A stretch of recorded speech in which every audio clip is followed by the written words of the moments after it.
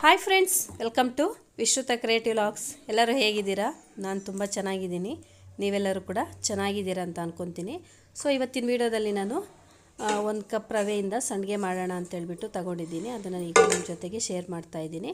ಒಂದು cup ರವೆಗೆ 50 gram pocket ಸಬ್ಬಕ್ಕಿ ಬರುತ್ತಲ್ಲ ಬಿಳಿದು, ಅದನ್ನು ರಾತ್ರಿನೇ ನೆನೆಸಿಟ್ಟಿದ್ದೆ. ಅದನ್ನು ಕೂಡ ಈಗ ಬೇಯಿಸೋದಕ್ಕೆ ಹಾಕ್ಕೊತಾ ಇದ್ದೀನಿ. ಈಗ ಅದೇ ಕಪ್ಪಲ್ಲಿ ಸುಮಾರು ಒಂದು 6 ಕಪ್ಪಷ್ಟು ನೀರನ್ನು ಹಾಕ್ಕೊತಾ ಇದ್ದೀನಿ.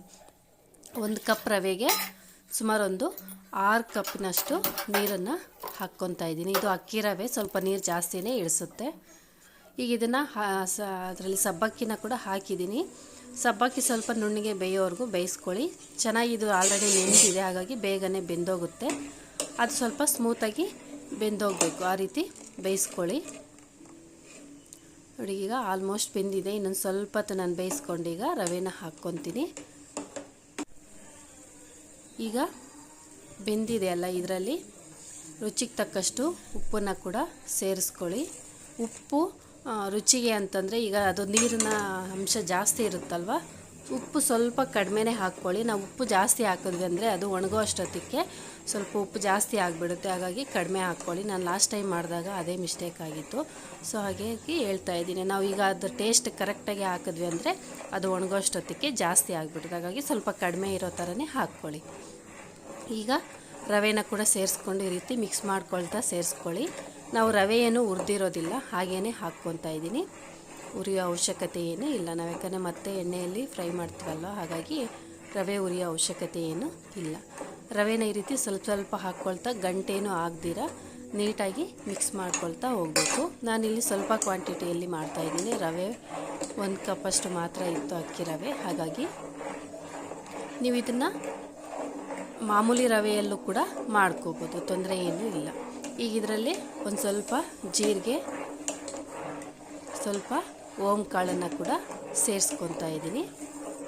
ಓಂಕಾಳು ಹಾಕೋದ್ರಿಂದ ಕೂಡ ಚೆನ್ನಾಗಿರುತ್ತೆ ಟೇಸ್ಟು, ಮತ್ತು ಅದರ ಫ್ಲೇವರ್ ಕೂಡ ಚೆನ್ನಾಗಿರುತ್ತೆ. ಸ್ವಲ್ಪ ಕರಿಬೇವಿನ ಸೊಪ್ಪನ್ನು ಕೂಡ ಸಣ್ಣಗೆ ಹಚ್ಚಿಬಿಟ್ಟು ಹಾಕ್ಕೊತಾ ಇದ್ದೀನಿ. ನಂತರ ಖಾರಕ್ಕೆ ಒಣಮೆಣಸಿನ್ಕಾಯಿನ ಒಂದು 7-8 ಅಷ್ಟು ನಾನು ಮಿಕ್ಸಿಗೆ ಹಾಕಿ ತರಿಯಾಗಿ ರುಬ್ಕೊಂಡು ಅದನ್ನು ಕೂಡ ಸೇರಿಸ್ಕೊತೀನಿ. ಖಾರಕ್ಕೆ ನೋಡಿಕೊಂಡು, ನೀವು ಹಸಿಮೆಣ್ಸಿನ್ಕಾಯಿ ಇಷ್ಟಪಡೋರಾದರೆ ಅದನ್ನಾದ್ರೂ ಪೇಸ್ಟ್ ಮಾಡಿಬಿಟ್ಟು ಹಾಕ್ಕೋಬೋದು, ಚೆನ್ನಾಗಿರುತ್ತೆ. ನಾನಿಲ್ಲಿ ಒಣಮೆಣ್ಸಿನ್ಕಾಯಿನ ನೋಡಿ ರೀತಿ ತರಿಯಾಗಿ ಪುಡಿ ಮಾಡಿದ್ದೀನಿ. ಈಗ ಇದನ್ನು ಸೇರಿಸ್ಕೊಳ್ಳೋಣ. ಸೇರಿಸ್ಕೊಂಡು ಈ ರವೆ ಸ್ವಲ್ಪ ಚೆನ್ನಾಗಿ ಬೇಯಬೇಕು. ಅಕ್ಕಿ ರವೆ ಸ್ವಲ್ಪ ಬೇಯೋದಕ್ಕೆ ಟೈಮ್ ತಗೊಳ್ಳುತ್ತೆ, ಮಾಮೂಲಿ ರವೆ ಅಷ್ಟು ಬೇಗ ಅದು ಬೇಯೋದಿಲ್ಲ.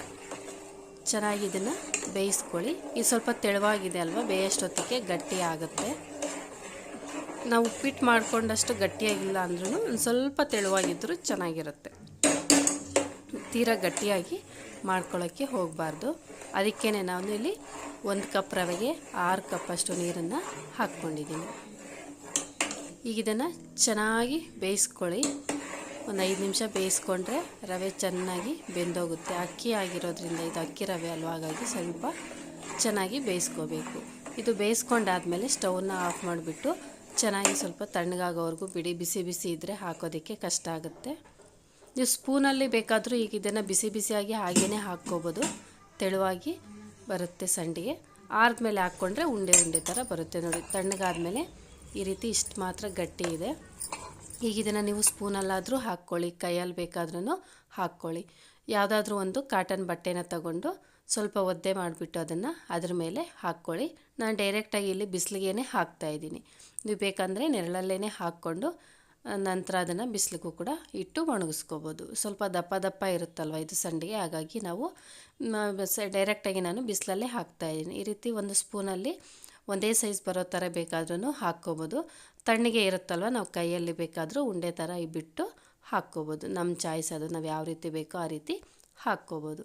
ತುಂಬಾ ಈಸಿಯಾಗಿ ಇದನ್ನು ಮಾಡ್ಕೋಬೋದು. ನಾವು ಉಪ್ಪಿಟ್ಟು ಮಾಡಿದಷ್ಟು ಈಸಿಯಾಗಿ ಇದನ್ನು ಮಾಡಿಕೊಂಡು, ಉಪ್ಪಿಟ್ಟಿಗಿಂತನೂ ಈಸಿ ಮಾಡಿಬಿಟ್ಟು ಅದು ತಣ್ಣಗಾದ್ಮೇಲೆ ಈ ರೀತಿ ಬಿಸಿಲಲ್ಲಿ ಒಣಗಿಸ್ಕೊಂಡ್ರೆ 2 ದಿನ ಒಣಗಿಸ್ಕೊಂಡ್ರೆ ಸರೋಗುತ್ತೆ. ಈ ಬಿಸಿಲಿಗೆ ಚೆನ್ನಾಗಿ ಒಣಗೋಗುತ್ತೆ. ಇದು ಸ್ವಲ್ಪ ದಪ್ಪ ಇದ್ದಾವಲ್ವ, ಹಾಗಾಗಿ ನಮಗೆ 2 ದಿನ ಬೇಕಾಗುತ್ತೆ. ಫಸ್ಟ್ ಡೇ ಈ ರೀತಿ ಒಣಗಿಸ್ಕೊಂಡು ಮಾರನೇ ದಿನ ಇದನ್ನೆಲ್ಲ ಬಟ್ಟೆ ಮೇಲೆಯಿಂದ ತೆಗೆದುಬಿಟ್ಟು ನಂತರ ಅದನ್ನು ಒಂದು ಪ್ಲೇಟ್ ಅಥವಾ ಯಾವುದರಲ್ಲಿ ಇನ್ನೊಂದು ಬಟ್ಟೆ ಮೇಲೆ ಬೇಕಾದರೂ ಹಾಕ್ಕೊಂಡು ಚೆನ್ನಾಗಿ ಒಣಗಿಸ್ಕೋಬೇಕಾಗತ್ತೆ. 2 ದಿನದಲ್ಲಿ ಕಂಪ್ಲೀಟಾಗಿ ಒಣಗೋಗುತ್ತೆ. ಈ ಬಿಸಿಲಿಗೆ ತುಂಬಾ ಬಿಸಿಲಿದೆ ಅಲ್ವ ಈಗ, ಹಾಗಾಗಿ ಬೇಗನೆ ಒಣಗುತ್ತೆ, ತೊಂದರೆ ಏನೂ ಇಲ್ಲ. ಇದನ್ನೆಲ್ಲ ಕೂಡ ನಾನು ಈ ರೀತಿ ಸ್ಪೂನಲ್ಲಾದರೂ ಹಾಕ್ಕೋಬೋದು ಅಥವಾ ಕೈಯಲ್ಲಿ ಬೇಕಾದ್ರೂ ಹಾಕ್ಕೊಳ್ಳಿ. ಎಲ್ಲದನ್ನು ಕೂಡ ನಾನೀಗ ಹಾಕಿ ಆಗಿದೆ ನೋಡಿ, ಬಿಸಿಲಿಗೆ ಹಾಕಿದ್ದೀನಿ ಚೆನ್ನಾಗಿ ಒಣಗ್ಕೊಳ್ಳಿ ಅಂತ. ಇದು ಸ್ವಲ್ಪ ಒಣಗಿದ ಮೇಲೆ ಸಂಜೆ ನೋಡಿ ಈ ರೀತಿ ತೆಗೆದ್ರೇ ಬಂದುಬಿಡುತ್ತೆ. ಅದು ಬಂದಿಲ್ಲ ಅಂದರೆ ಬಟ್ಟೆನ ಸ್ವಲ್ಪ ರಿವರ್ಸ್ ಮಾಡಿಬಿಟ್ಟು ಒದ್ದೆ ಮಾಡ್ಕೊಳ್ಳಿ, ಆಗ ನೀಟಾಗಿ ಬಂದುಬಿಡ್ತವೆ. ಈಗ ಇದನ್ನೆಲ್ಲ ಕೂಡ ತೆಗೆದುಬಿಟ್ಟು ಒಂದು ಬಟ್ಟೆ ಮೇಲೆ ಒಂದು ಪ್ಲೇಟಲ್ಲಿ ಹಾಕ್ತಾಯಿದ್ದೀನಿ ನಾನು. ನೋಡಿ ಒಳಗಡೆ ಸೈಡು ಇನ್ನೂ ಹಸಿ ಹಸಿಯಾಗಿ ಕಾಣಿಸ್ತಾ ಇದೆ ಅಲ್ವಾ. ಇದನ್ನು ಒಂದು ಪ್ಲೇಟ್ಗೆ ಹಾಕಿ ತೆಳುವಾಗೇ ಒಣಗಿಸ್ಕೊಳ್ಳಿ ಪ್ಲೇಟಲ್ಲಿ. 2 ದಿನಕ್ಕೆ ಚೆನ್ನಾಗಿ ಒಣಗೋಗುತ್ತೆ. ಈ ರೀತಿ ಎಲ್ಲದನ್ನು ಒಂದು ಪ್ಲೇಟ್ಗೆ ಹಾಕ್ಕೊತಾ ಇದ್ದೀನಿ. ಅದನ್ನು ಬಿಡಿಸಾದ್ಮೇಲೆ ತೆಳುವಾಗಿ ಒಂದು ಪ್ಲೇಟಲ್ಲಿ ಹಾಕ್ಬಿಟ್ಟು ಒಣಗಿಸ್ಕೊತೀನಿ. 2 ದಿನಕ್ಕೆ ಚೆನ್ನಾಗಿ ಒಣಗಿದೆ. ಚೆನ್ನಾಗಿ ಒಣಗಿದ್ಮೇಲೆ ಈಗ ಆಯಿಲಲ್ಲಿ ನಾನು ಫ್ರೈ ಮಾಡೋಣ ಅಂತ ತಗೊಂಡಿದ್ದೀನಿ. ನೆನ್ನೆನೇ ಸ್ವಲ್ಪ ಮಾಡಿದ್ವಿ ನೋಡಿ, ಕಡಿಮೆ ಇದೆ. ಈಗ ನೋಡ್ತಾ ಇದ್ರೆ ಗೊತ್ತಾಗ್ತಾ ಇದೆ ಅಲ್ವಾ, ನೆನ್ನೆ ಪ್ಲೇಟಲ್ಲಿ ಒಣಗಿಸಿದ್ದಕ್ಕಿಂತ ಕಡಿಮೆ ಇದೆ. ಈಗ ಸ್ವಲ್ಪ ಮಾಡೋಣ ಅಂತೇಳ್ಬಿಟ್ಟು ತಗೊಂಡಿದ್ದೀನಿ. ಎಣ್ಣೆ ಚೆನ್ನಾಗಿ ಕಾಯಬೇಕು. ನಾವು ಹಪ್ಪಳ ಮಾಡ್ತೀವಲ್ವ, ಅದಕ್ಕಿಂತ ಸ್ವಲ್ಪ ಚೆನ್ನಾಗಿಯೇ ಎಣ್ಣೆನ ಕಾಯಿಸ್ಕೋಬೇಕು. ಕಾಯಿಸ್ಕೊಂಡ್ರೆ ಸ್ವಲ್ಪ ಹೊತ್ತಿಗೆ ನೋಡಿ ರೀತಿ ಚೆನ್ನಾಗಿ ಬಿಟ್ಕೊಳ್ಳುತ್ತೆ. ಎಷ್ಟು ಚೆನ್ನಾಗಿತ್ತು ಅಂದರೆ ಟೇಸ್ಟು ತುಂಬಾ ಚೆನ್ನಾಗಿತ್ತು. ಒಂದು ಸ್ವಲ್ಪ ಅಕ್ಕಿ ರವೆಯಲ್ಲಿ ನಾವು ಈ ರೀತಿ ಟೇಸ್ಟಿಯಾಗಿರೋ ಅಂಥ ಸಂಡಿಗೆಯನ್ನು ಈಸಿಯಾಗಿ ಮಾಡ್ಕೋಬೋದು ಮನೆಯಲ್ಲಿ. ಅಂಗಡಿಗಳಲ್ಲಿ ತಗೊಂಡು ಬರೋದಕ್ಕಿಂತ ಈ ರೀತಿ ಮನೆಯಲ್ಲೇ ಮಾಡಿಕೊಂಡ್ರೆ ನಮ್ಗೆ ಯಾವ ರೀತಿ ಬೇಕೋ ಆ ರೀತಿ ನಾವು ನೀಟಾಗಿ ಮಾಡ್ಕೋಬೋದು. ಅಂಗಡಿಗಳಲ್ಲಿ ಏನೇನು ಯೂಸ್ ಮಾಡಿರ್ತಾರೋ ಗೊತ್ತಿರೋದಿಲ್ಲ ಅಲ್ವಾ. ಆದಷ್ಟು ಮನೆಯಲ್ಲೇ ಈ ರೀತಿ ನಾವು ಟೇಸ್ಟಿಯಾಗಿಯೂ ಮಾಡ್ಕೋಬೋದು ಮತ್ತು ಹೈಜೆನಿಕ್ ಆಗೂ ಕೂಡ ಇರುತ್ತೆ. ಸೊ ಇದನ್ನು ಮಾಡಾದಮೇಲೆ ನಾನು ಸಂಜೆ ಇವತ್ತು ಮಕ್ಕಳದು ಡ್ಯಾನ್ಸ್ ಪ್ರೋಗ್ರಾಮ್ ಇದೆ. ನಮ್ಮೂರಲ್ಲಿ ತ್ಯಾಗರಾಜರ ಆರಾಧನೆ ಇಟ್ಕೊಂಡಿದ್ರು. ಸಂಗೀತೋತ್ಸವ ಮತ್ತು ನೃತ್ಯೋತ್ಸವ ಇರುತ್ತೆ. ಸೊ ಮಕ್ಕಳು ಆಲ್ರೆಡಿ ಮಧ್ಯಾಹ್ನನೇ ಹೋಗಿದ್ದಾರೆ, ಅವರು ರೆಡಿ ಆಗಬೇಕಲ್ವ, ಹಾಗಾಗಿ ಮಧ್ಯಾಹ್ನ 1:30 ಹಂಗೆ ಕರೆದಿದ್ರು ಅವ್ರನ್ನ. ಸಂಜೆ 7:30 ಹಂಗೆ ಪ್ರೋಗ್ರಾಮ್ ಇದೆ. ಸರಿ ಹೋಗೋಣ ಅಂತೇಳ್ಬಿಟ್ಟು ನಾನೀಗ ರೆಡಿ ಆಗ್ತಾಯಿದ್ದೀನಿ. ಅಡುಗೆ ಎಲ್ಲ ಮಾಡಿಟ್ಬಿಟ್ಟು ನಂತರ ಹೋಗೋಣ ಅಂತ ಈಗ ರೆಡಿ ಆಗ್ತಾಯಿದ್ದೀನಿ. ಈ ನಡುವೆ ಡೈಲಿ ಮಳೆ ಬೇರೆ ಬರ್ತಾಯಿದೆ. ಸಂಜೆ ಆದರೆ ಸಾಕು ಡೈಲಿ ಫುಲ್ ಮಳೆ ಬರ್ತಾಯಿದೆ. ಸೊ ಇವತ್ತು ಪ್ರೋಗ್ರಾಮ್ ಬೇರೆ ಇಟ್ಕೊಂಡಿದ್ದಾರೆ, ಮಳೆ ಬರುತ್ತಾ ಏನೋ ಗೊತ್ತಿಲ್ಲ. ಸೊ ಏನಾಗುತ್ತಾ ಏನೋ ಅಂತ ಅದೇ ಒಂದು ಸ್ವಲ್ಪ ಟೆನ್ಷನ್ ಆಗ್ತಾಯಿತ್ತು. ಮಕ್ಕಳು ಪಾಪ ಕಷ್ಟಪಟ್ಟು ಪ್ರಾಕ್ಟೀಸ್ ಮಾಡಿದ್ದಾರೆ ಒಂದು ಮಂತಿಂದನೂ ಡ್ಯಾನ್ಸ್ ಎಲ್ಲ ಕೂಡ. ಮತ್ತು ಈಗ ಮಧ್ಯಾಹ್ನನೇ ಹೋಗಿ ರೆಡಿ ಆಗಿದ್ದಾರೆ. ಮಳೆ ಬರದೇ ಇದ್ದರೆ ಸಾಕು. ಛತ್ರಿ ಕೂಡ ಇಟ್ಕೊಂಡಿದ್ದೀನಿ ಹೋಗೋಣ ಅಂತೇಳ್ಬಿಟ್ಟು. ಈಗ ನಾನು ಹೊರಡ್ತಾ ಇದ್ದೀನಿ. ಟೈಮ್ ಈಗ 7 ಗಂಟೆ ಆಗಿದೆ. ಮಳೆ ಕೂಡ ಬರೋ ಹಾಗೆ ಇದೆ. ಪ್ರೋಗ್ರಾಮ್ ಹೆಂಗೆ ನಡೆಯುತ್ತೋ ಗೊತ್ತಿಲ್ಲ. ಒಂದು ವಾರದಿಂದನೂ ಡೈಲಿ ಮಳೆ ಸಾಯಂಕಾಲ ಬರ್ತಾನೇ ಇದೆ. ರಾತ್ರಿ ಫುಲ್ ಮಳೆ ಬರ್ತಾನೆ ಇತ್ತು, ನೈಟೆಲ್ಲ ಕೂಡ. ಇವತ್ತು ಏನಾಗುತ್ತೋ ಗೊತ್ತಿಲ್ಲ, ಪ್ರೋಗ್ರಾಮ್ ಹೆಂಗೆ ನಡೆಯುತ್ತೋ ಕೂಡ ಗೊತ್ತಿಲ್ಲ. ಸರಿ ಹೋಗೋಣ ಅಂತ ನಾನೀಗ ರೆಡಿಯಾಗಿದ್ದೀನಿ. ಒಂದು 7:30 ಹಂಗೆ ಪ್ರೋಗ್ರಾಮ್ ಸ್ಟಾರ್ಟ್ ಆಗುತ್ತೆ. ಈಗ ನೋಡಿ 7 o'clock ಆಗ್ತಾಯಿದೆ. ಸ್ವಲ್ಪ ದೂರ ಆಗುತ್ತೆ, ನಾನು ನಡ್ಕೊಂಡೆ ಹೋಗ್ತಾಯಿದ್ದೀನಿ. ದೇವಸ್ಥಾನ ಹತ್ರ, ವಿಜಯರಂಗಸ್ವಾಮಿ ದೇವಸ್ಥಾನ ಹತ್ರ ಪ್ರೋಗ್ರಾಮ್ ಇರೋದು. ಹೋಗೋಣ ಅಂತ ರೆಡಿಯಾಗಿದ್ದೀನಿ. ಸೊ ಈಗ ಹೊರಟಿದ್ದೀನಿ. ನಾನು ಹೋಗೋ ಅಷ್ಟೊತ್ತಿಗೆ ಪ್ರೋಗ್ರಾಮ್ ಇನ್ನು ಸಂಗೀತೋತ್ಸವ ಆಲ್ರೆಡಿ ನಡೀತಾ ಇತ್ತು. ಅದು 2 ಡೇಸಿಂದನೂ ನಡೀತಾ ಇದೆ. ನಮ್ಮ ಮಕ್ಕಳದು ಪ್ರೋಗ್ರಾಮ್ ಇನ್ನೂ ಸ್ಟಾರ್ಟ್ ಆಗಿರಲಿಲ್ಲ. ನಾನು ಹೋದ್ಮೇಲೆ ಕ್ಲಾಸ್ ಹತ್ರ ಹೋಗಿ ಮಕ್ಕಳನ್ನೆಲ್ಲರೂ ಕರ್ಕೊಂಡು ನಾವು ಪ್ರೋಗ್ರಾಮ್ ಎಲ್ಲಿ ನಡೆಯುತ್ತಾ ಅಲ್ಲಿಗೆ ಹೋದ್ವಿ. ಹೋಗೋಷ್ಟೊತ್ತಿಗೆ ನೃತ್ಯೋತ್ಸವ ನಡೀತಾ ಇರಲಿಲ್ಲ, ಇನ್ನೂ ಸಂಗೀತೋತ್ಸವ ನಡೀತಾ ಇತ್ತು. ನಾವು ಹೋದ್ಮೇಲೆ ಸ್ಟಾರ್ಟ್ ಮಾಡಿದ್ರು. 7:30 ಅಂತ ಹೇಳಿದ್ರು, ಆದರೆ ಸ್ವಲ್ಪ ಲೇಟ್ ಆಯಿತು. 8:30ಗೆ ಸ್ಟಾರ್ಟ್ ಮಾಡಿಕೊಂಡ್ರು ಇವತ್ತು.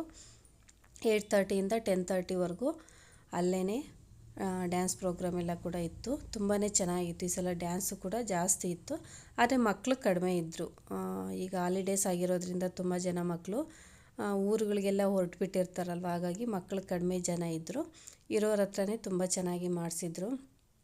ಇದು ಚಿನ್ನು ಗುರ್ತೇ ಸಿಕ್ಕಲ್ಲ ಅವಳು, ಆ ರೀತಿ ಇರ್ತಾಳೆ.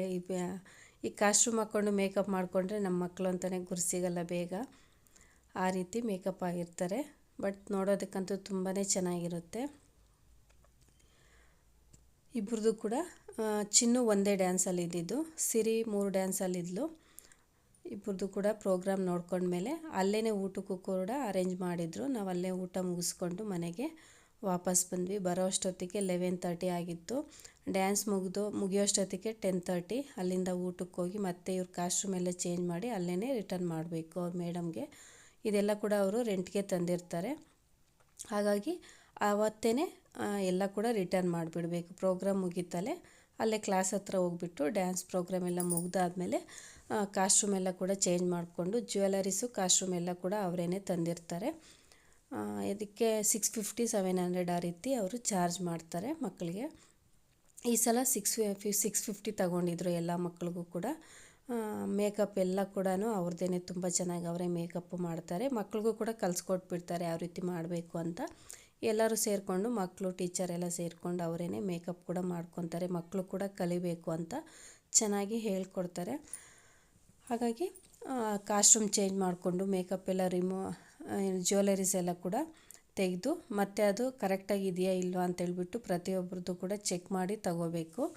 ದೊಡ್ಡ ಮಕ್ಕಳಿಗೆ ಅದನ್ನು ಒಪ್ಸಿರ್ತಾರೆ, ಇದನ್ನೆಲ್ಲ ಕೂಡ ನೀವು ಕಲೆಕ್ಟ್ ಮಾಡಿಕೊಂಡು ಕರೆಕ್ಟಾಗಿ ಇದೆಯಾ ಇಲ್ವಾ ಅಂತ ಚೆಕ್ ಮಾಡಿಕೊಡಿ ಅಂತ.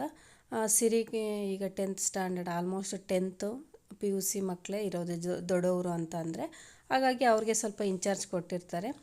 ಸಿರಿಗೂ ಕೂಡ ಇನ್ಚಾರ್ಜ್ ಕೊಟ್ಟಿದ್ದರು. ಹಾಗಾಗಿ ಸ್ವಲ್ಪ ಲೇಟ್ ಆಗೋಯ್ತು. ಅಲ್ಲೇ 11:30 ಆಯಿತು ಮನೆಗೆ ಬರೋಷ್ಟೊತ್ತಿಗೆ. ಮುಗಿಸ್ಕೊಂಡೆಲ್ಲ ಮನೆಗೆ ಬರೋಷ್ಟೊತ್ತಿಗೆ 11:30 ಆಗಿತ್ತು. ಮತ್ತೆ ಬಂದು ಅವರು ಮೇಕಪ್ ರಿಮೂವ್ ಮಾಡಿ ಮಲಗೋ ಅಷ್ಟೊತ್ತಿಗೆ 12 o'clock ಆಗಿತ್ತು. ಹಾಲಿಡೇಸ್ ಬೇರೆ ಆಗಿರೋದ್ರಿಂದ ಟೆನ್ಷನ್ ಏನಿಲ್ಲ, ಬೆಳಿಗ್ಗೆ ನಿಧಾನಕ್ಕೆ ಎದ್ದೇಳ್ಬೋದು ಅಂತೇಳ್ಬಿಟ್ಟು ಲೇಟಾಗಿ ಮಲಗಿದ್ರು. ಒಂದು 8 ಗಂಟೆ ಹಂಗೆ ಎದ್ದರು ಮಕ್ಕಳು. ಓಕೆ ಫ್ರೆಂಡ್ಸ್, ಇವತ್ತಿನ ಈ ವಿಡಿಯೋನ ನಾನು ಇಲ್ಲಿಗೆ ಮುಗಿಸ್ತಾ ಇದ್ದೀನಿ. ನೆಕ್ಸ್ಟ್ ವಿಡಿಯೋದಲ್ಲಿ ಮತ್ತೆ ಸಿಗ್ತೀನಿ. ಅಲ್ಲಿವರೆಗೂ ಬಾಯ್.